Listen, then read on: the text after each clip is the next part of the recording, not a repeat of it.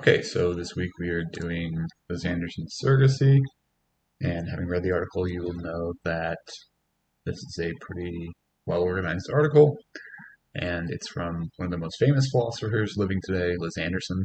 She's visited UB several times, and the article is questioning whether or not surrogacy, that is, paying for the uh, gestation of a sperm and egg, is a commodifiable market item up for purchase.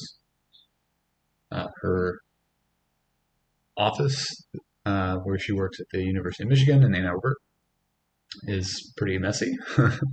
It's kind of a typical philosophy uh, office space you would imagine. Lack of organization, but many books. So, on top of being just a really nice person to engage with, Anderson's very precise in what she says. So we'll get the kind of terms on the table now. So uh, Anderson specifically talking about surrogacy, which is when a mother gestates a fetus with the understanding that she'll not assume parental duties. She'll relinquish the kid to another parent. And this could be, traditional surrogacy or gestational surrogacy. So this means that sometimes the mother is not the genetic mother. She may not be the genetic mother because it doesn't have to be her egg. Other times, the surrogate supplies the egg as well.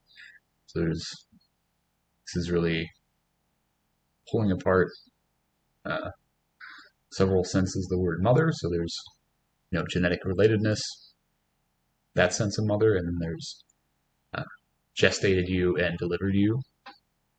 So there's like the gestational mother and the genetic mother, and surrogacy pulls these two apart in some cases.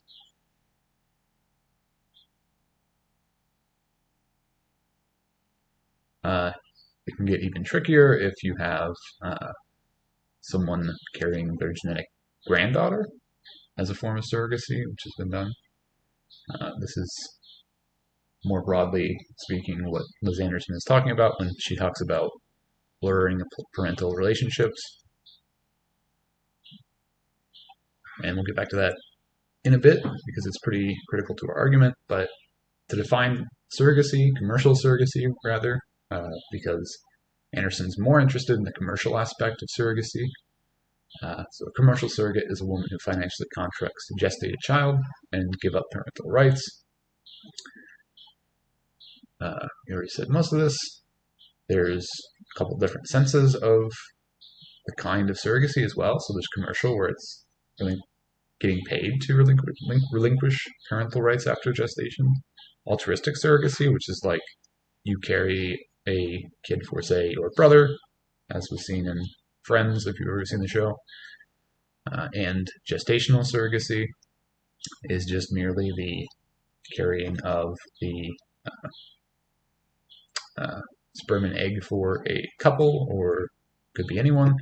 Then traditional surrogacy is usually just artificial insemination, where the surrogate provides the egg. So there's nuance here to the kinds of surrogate relationships and also the kinds of surrogacy itself. The question we'll be asking is something like, should we ban surrogacy contracts? Should we restrict them, or should we allow them? So there's lots of types of soliciting couples,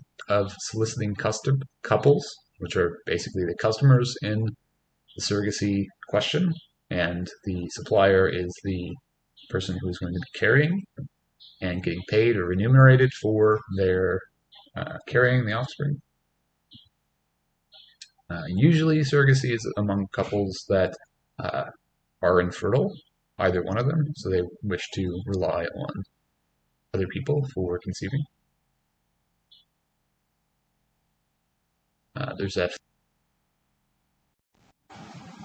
So the most famous case is the case of Mary Beth Whitehead and baby M. And there's a lot of details here that we'll kind of gloss over, but there's a lot of tensions between the surrogate family, the contracting family, and this involved like a police chase and a court decision being overturned to rule in favor of the one party over the other. So the kind of really quick point about this is that court felt that the parents who were they overruled the custody decision because they felt that the one party was holding the kid to a certain standard. That is, they were holding the kid to a kind of contract law standard, meaning that they weren't determining the kid's best future, what would be best for the kid. They were determining what the contract would say, who should be the family, not whether which family would be in the best interest of the kid. And this is why the ruling was overturned, because it was not something that the court felt should govern parental norms. They thought that the kind of best interest standard is a better fit than contract law in the case of assigning parents to a kid in the case of disputed parental rights.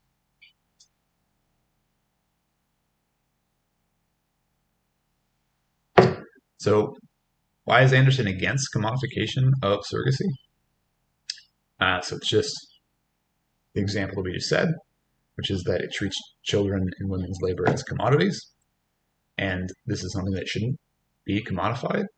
It's not something that should be given a price in exchange in a market.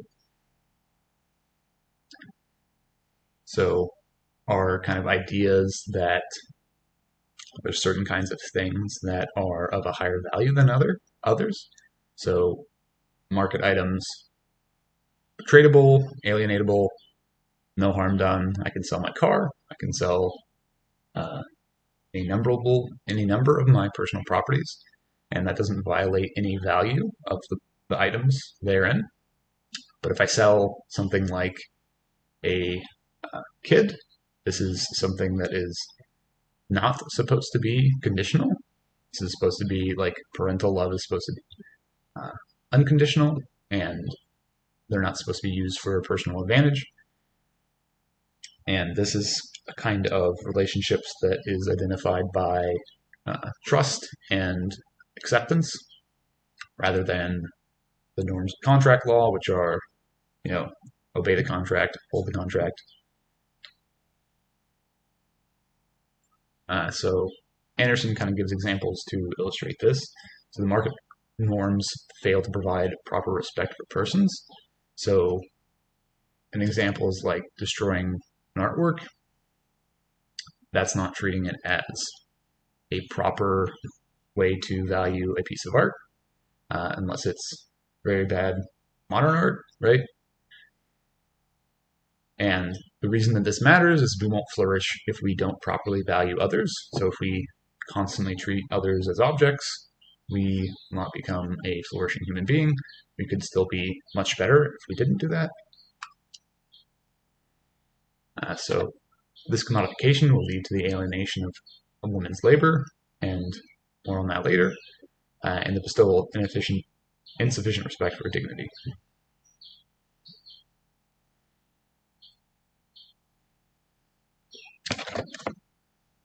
So you might be wondering, if you're a attentive listener, why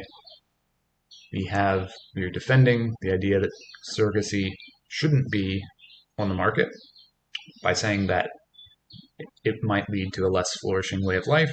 But we also said that liberal states are supposed to be neutral on these kind of like broad picture ways of life and statements about which ones are better or worse. And we'll come back to that, so hold that thought. But for now, I just kind of want to draw more attention to this respect versus consideration. And Anderson's claim is very much something around in the ballpark that women's labor is alienated and exploited because it shows insufficient respect or consideration. So the difference between respect and consideration is going to be the following. So respect is something like you're not interfering with people's life plans.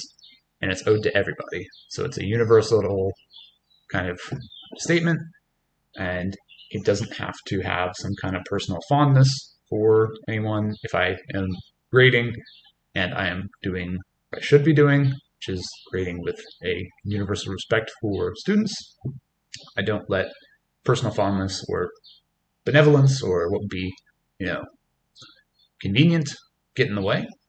And it involves like maintaining a professional distance and grading with kind of care that consideration might be different from consideration, that is. So consideration is a more particular kind of feeling, and it's tailored to recipients' particular needs, and it requires reaching out and active caring. So it's something, if I'm, let's say a father, just to keep this consistent with what we're talking about, if I said something like, well, of course I'll take you to the zoo, son. I respect all of my sons and daughters, universally, and that's what the father will do.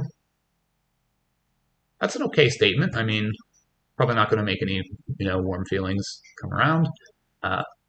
Anderson thinks that consideration is what's required for parental love and parental care. So it actually involves feeling compassion for the child's particular kind of situation, and it's tailored to their specific needs. And involves reaching out, whereas respect can be consistent with just not doing anything at all and just kind of maintaining distance and not interfering with people. Consideration is a step further. There's more duties required of consideration than respect in general. So to commodify is to say that market norms govern production and exchange, which Anderson argues fail to provide necessary consideration. So these parental norms versus market norms, the commercial surrogacy is going to substitute the market norms for parental norms.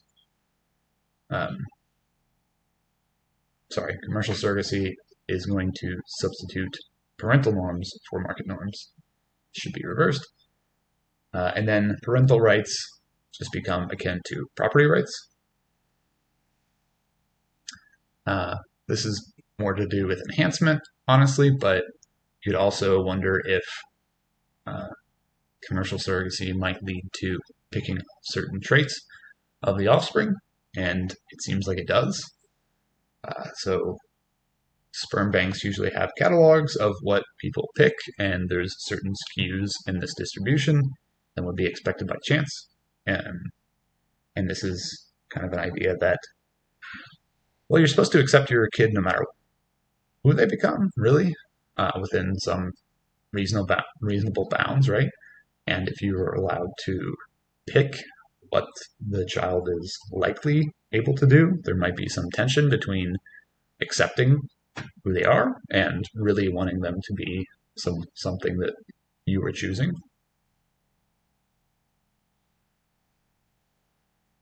So Anderson says that the influx of all the market norms degrade children whose value is that of market use. And pictured as a child whose slight birth defect led to the contracting couple to refuse to take custody. So this is the surrogate mother here who carried the kid. And upon birth, the family who was contracting to take possession of the kid didn't actually want the kid after they saw him. So this is a pretty clear-cut example of how the surrogate mother can definitely love the kid, but the superficial love that the contracting couple showed is not sufficient to overcome this example of a very minor defect, because they're not treating the kid with the right kind of relationship, which is one of difference of a kind of loving relationship. So they were more concerned with the outcome of the kid than the kid itself.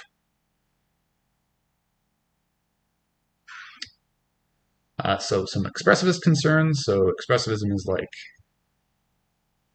emoting. There's some moral theories that think that moral statements are just like expressive statements. So Anderson argues that even if the parents who hired the surrogate will love the child. Their transactions express the wrong values and attitudes to children, which undermines this parental love.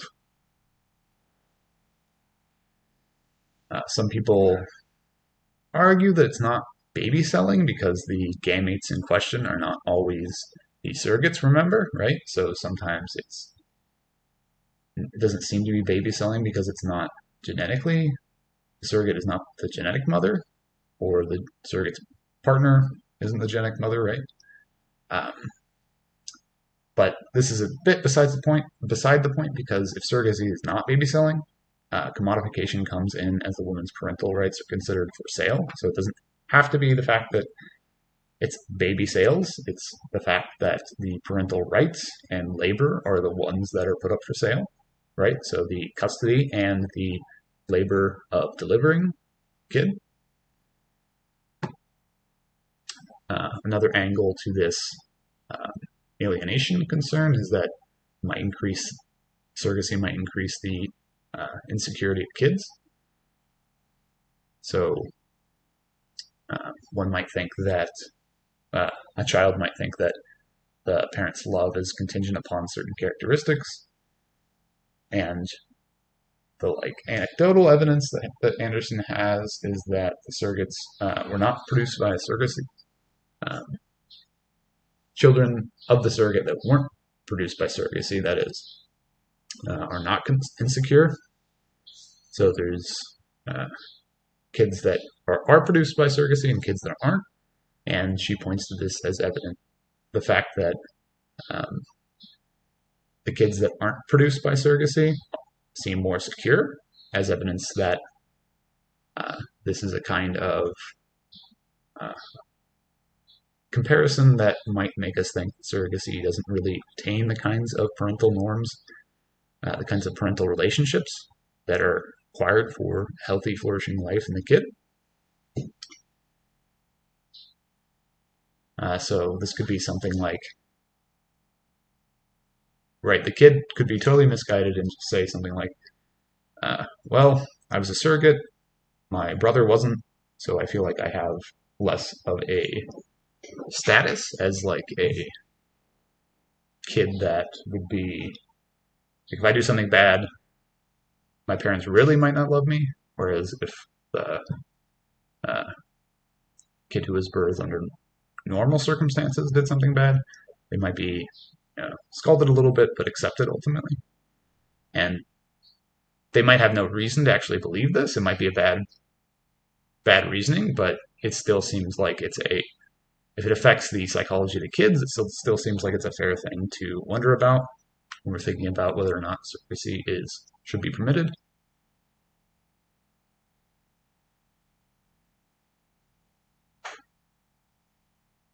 So again, this idea that it might not be baby selling, Anderson doesn't really think it's relevant. So if we run this thought experiment, so the father won't pay the surrogate for her services if she didn't deliver the baby. So sure, it's not baby selling, but if the good isn't delivered, there won't be a fulfillment of the contract, and the good is the child. So it's irrelevant that she regards the money as just for her services and not the baby. So Anderson compares it to a baker who doesn't care to keep the bread. He just wants compensation for his time, materials, and utility bill and rent. If this was the case, he's making the bread. He's not saying that he's like selling bread. He's like, I'm getting compensated for my labor to make bread. But they are taking the bread and eating the bread, right? This is like a distinction or an argument that doesn't really make any sense. It doesn't really matter, right? Because effectively, this is what's being transacted. Because if it was the case that the bread maker, didn't deliver the bread, he just made the bread and threw it away, he wouldn't get compensated. Likewise for the surrogate, they have to actually deliver the good in question, whether or not that's construed as labor of producing and delivering and giving up the parental rights, or if that's construed as the baby itself. Kind of irrelevant for Anderson. So her second objection is that surrogacy fails to value women properly. So surrogacy fails to show the surrogate mother respect and consideration. and 3 ways that degrade, alienate, and exploit her. So this is where Anderson most obviously defends the claims of gestational ties to children. And to deny the moral importance of these claims, as commercial surrogacy does, is deny the significance of reproductive labor and the mother who undergoes it. In effect, dehumanizing and degrading the mother herself. So we'll go into each. Surrogacy is degrading. So to degrade someone is to treat them and their activities as if they have less value. And this happens because surrogacy manipulates and denies legitimacy to the surrogate mother in her evolving perspective of her own pregnancy. And this limits her autonomy, her range of choices are constrained, and what she does is devalued. So this is basically the fact that the contract itself is going to force to delegitimize certain kinds of emotions and perspectives that the mother could take with the pregnancy. So it's going to see the mother as forming a feelings of affection for the baby as a defect, and it's going to make those emotions illegitimate and punish them. And this is how it degrades. So the alienation angle, so a woman's it alienates a woman's labor because she has to divert it away from the social practices of pregnancy that it rightly promotes, which is an emotional bond with the child. And lastly, surrogacy is exploitative, so it exploits women by taking advantage of her non-commercial motivations for contracting. So some surrogates are vulnerable, emotionally vulnerable. They have ideations of something like feeling worthless or feeling like they are of no worth unless they are carrying a kid, or there's a couple of variants that Anderson and others talk about. Another one being that surrogates feel that they feel guilty for ever having abortions or miscarriages because they feel that they could have brought life into the world and provided a kid for someone, if not themselves. And they are exploited because they are in a particularly emotional state. That is like,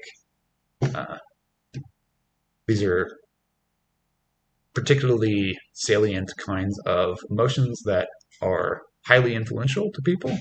And since that's the case, the contracting party is in a very good position to manipulate and exploit those emotions on the side of the surrogate. And if we question, like, what does the contract do in the case of surrogates becoming attached, it's basically, it tries to prevent the surrogate from actually having these emotions and to make them feel guilt.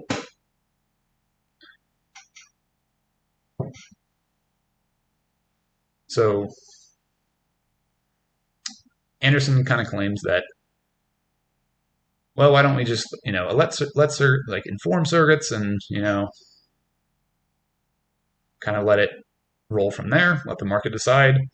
We can tell the surrogates what they might experience, and if they think that's too bad, they'll avoid it, right?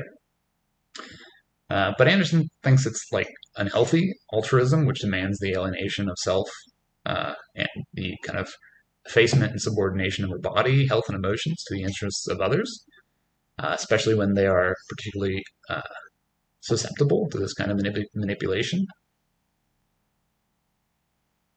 And Anderson thinks that there's not really a way to reform surrogacy. So you could have something like a right to break the contract, which is you don't actually have to deliver the baby to the contracting couple. You could regulate private surrogacy agencies, and you could replace private agencies with state-run ones. She thinks they all will fail. So the non-binding contract, Anderson just thinks that this will make the lawyers and the contracting family manipulate the surrogate mother more because they can't legally enforce their contract. They'll try to manipulate more to kind of make up the difference. So not really appealing to Anderson. And we might wonder whether or not, broadly speaking, these surrogacy contracts increase or decrease women's autonomy. So this is a question we've been grappling with all semester, which is, does this particular kind of choice, organ sales, abortion, does this enhance autonomy or diminish it? And saying something like women are too emotional to make these kinds of decisions seems overly paternalistic. And some critics of Anderson maintain that since the woman cannot change her mind, her autonomy is limited. Autonomy has to do with control, self-determination, and making choices, remember. We won't talk about it, but Anderson doesn't think that some kind of right to procreate can really do the job of justifying surrogacy because it destroys one family. The surrogate doesn't have a chance to have a family, so the surrogate also has a right to procreate, so it's not clear that it could support a right to procreate for the contracting family. So we could limit the right to contract for surrogacy. We can regulate it, right? But Anderson points out that it's already limited, so one can't sell babies, organs, slaves, sex, untested medicine, and other dangerous products. So it's already the case that we regulate these kinds of things pretty highly, so what else are we going to do here? So Anderson's conclusion is that surrogacy should be banned because it substitutes the use of non-commercial attitudes for commercial attitudes, and this devalues both the mother and the child. So I'm just going to read this out. So that upholding the legality of commercial surrogacy would undermine the integrity of families by giving public sanction to a practice which expresses contempt for the moral and emotional ties which bind a mother and her child, legitimates the view that these ties are merely the product of arbitrary will, properly loosens by the offering the monetary incentive, and fails to respect the claims of genetic gestational ties to children, which provide children with a more secure place in the world than commerce can supply. So that's a nice flowery way to put Anderson's. This is from the article, right? To put it, commercial ties cannot bind and supply good enough support for these kinds of relationships, and that's why we shouldn't open up the market to them. And what I'll end with is just kind of something for you to reflect on in asking if Anderson's view is paternalistic, and it may or may not be, and then you can think about whether or not this is a problem. And we'll get into, in the coming weeks, more stuff about when choices make you worse off, but this is just to ask you whether or not you think that Anderson is right, in light that it could be the case that it's paternalistic. Remember, this comes in a couple forms, one of which being, well, you have all the information, you're making a decision, and I'm going to prevent you from making that decision because I don't think it's ultimately good for you. That's a very strong kind of paternalism. But it could be the case that you're just misinformed, there's some kind of lacking of information, and you making a decision, and that lack of information is kind of, if I would prevent you, you would actually see that, oh, you're right. Yeah, I actually didn't want to do that because I didn't know this. That's a case of weak paternalism. So maybe you can think about which kind this is and whether or not it's really paternalistic to women. It's a great question to kind of puzzle over in the discussion. So love to hear what you guys have to say about that.